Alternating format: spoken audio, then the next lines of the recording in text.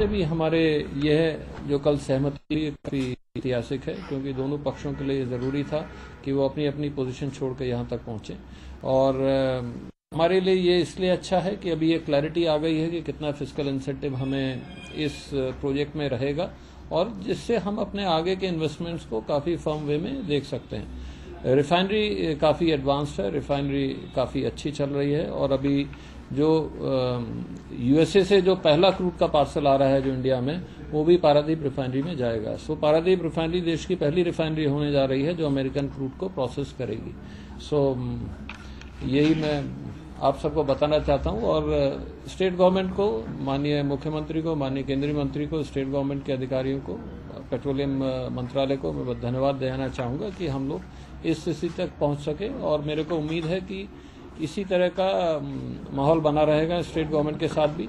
कल मैंने अपनी तरफ से, इंडियन ऑयल की तरफ से स्टेट गवर्नमेंट को, चीफ सेक्रेटरी उड़ीसा को एक और अनुरोध किया था कि आने वाले दिनों में जो डाउनस्ट्रीम इंडस्ट्री की ग्रोथ के लिए यह जरूरी होगा कि उनको भी इंसेंटिव्स दिए जाएं।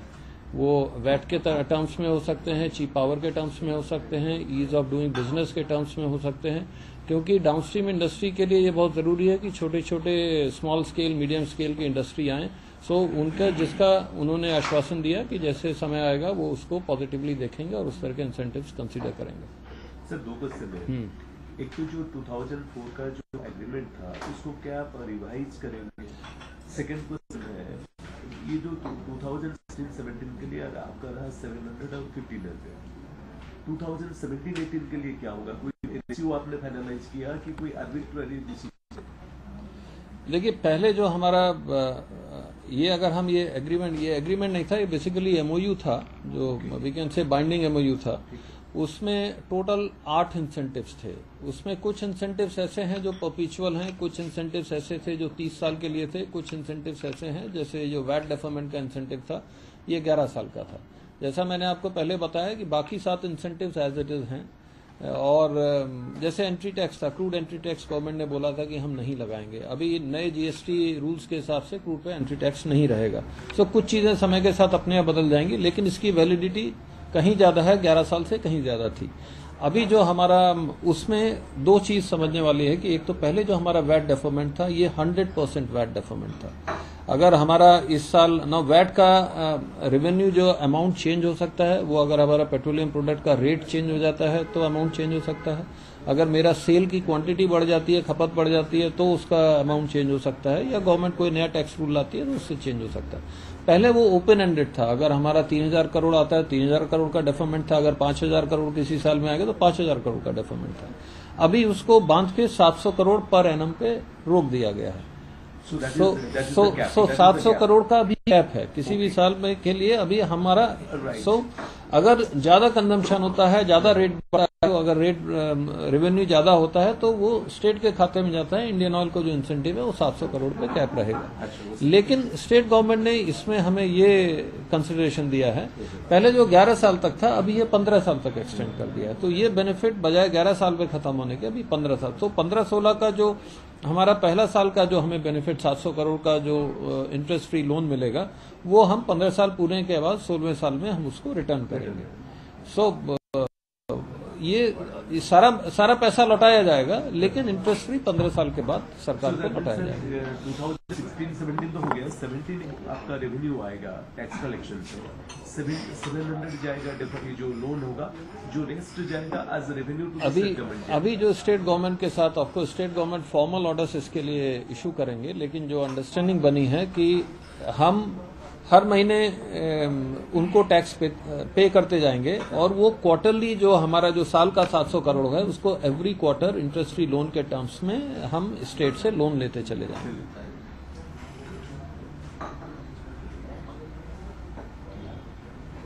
और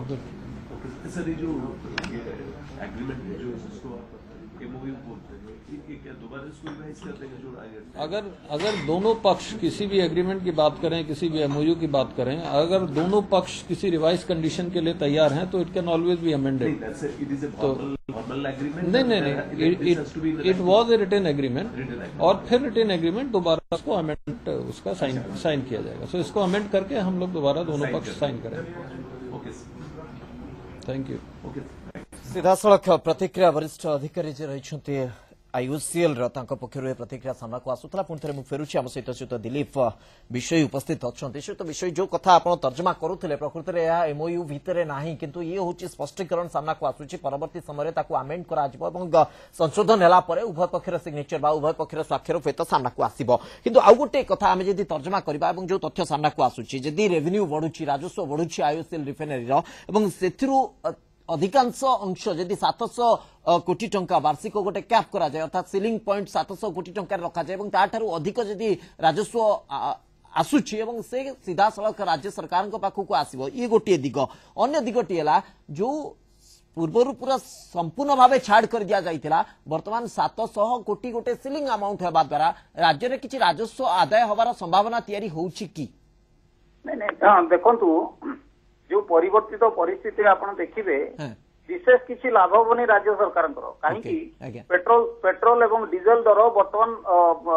मार्केट लिंक हो गलानी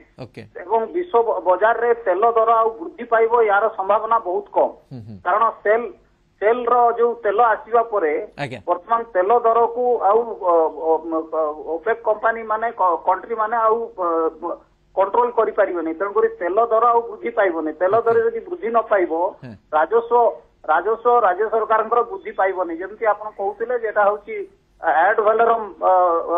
रे आसे ए जो टिकसटा तेलर एड वैलोरम रे आसे तेणुक राज्य सरकार को बेसी टंका मिलिबो नै माने जो राजस्व मिलिबो कथा कहउतिले से राजस्व ये जेतेबेले एमओयू साइन होइतिला 2004 रे सेतेबेले पेट्रोलियम पदार्थ दर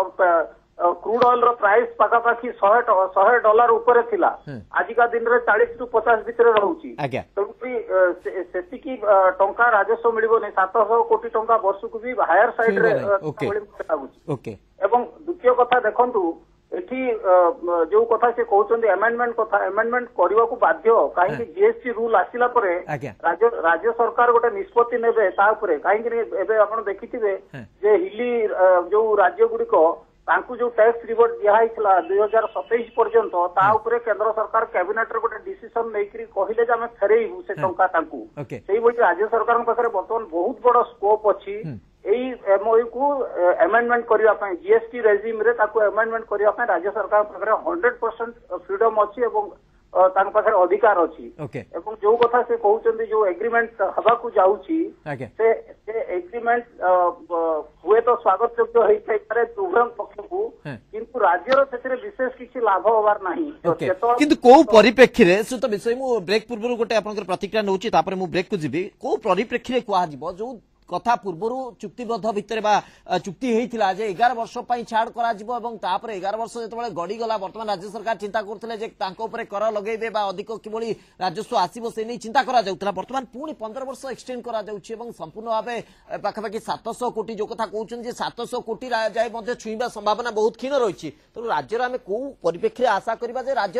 लाभ रहिबो नहीं देखंतु जदि सेमाने एई जो राज्य सरकार एई जो नुआ जो प्रतिश्रुति रहिबो से प्रतिश्रुतिर कौन लिंक रही देखा पड़ो जदि आईओसीएल कॉर्पोरेशन कहूची जो कथा से बहुत मुख्य कहूतिले जे आमे डाउनस्ट्रीम इंडस्ट्री एवं अन्य इंडस्ट्री पई करिवु जदि सेमाने पेट्रोकेमिकल कॉम्प्लेक्स जदि बसैबे ताहले एई जो राज्य सरकार जो रिहाती देबे सेथिरे बेनिफिट मिलिबो जेतोल पर्यंत पेट्रोकेमिकल कॉम्प्लेक्स रो व्यवस्था न होई कि सेतोल पर्यंत कोनोसी 700 कोटी टंका देले भी सेटा हायर साइड रहबो जदि निश्चित भाबे पेट्रोलियम मंत्री धर्मेंद्र प्रधान मध्ये सही समान तथ्य उपस्थापन करूथिले पाखापाखि 50,000 कोटी टंका निवेश करा जिवो एवं पेट्रोकेमिकल कॉम्प्लेक्स केवल निर्माण करा जिवो से नै मध्ये प्रस्तुति भितर अछि खूब शीघ्र या सामना को आसीबो प्रकृति रे केबे आसुची आ केबे कार्यक्रम बा त्वरान्वित व्यवस्था होउची ता ऊपर समस्तकर नजर रही।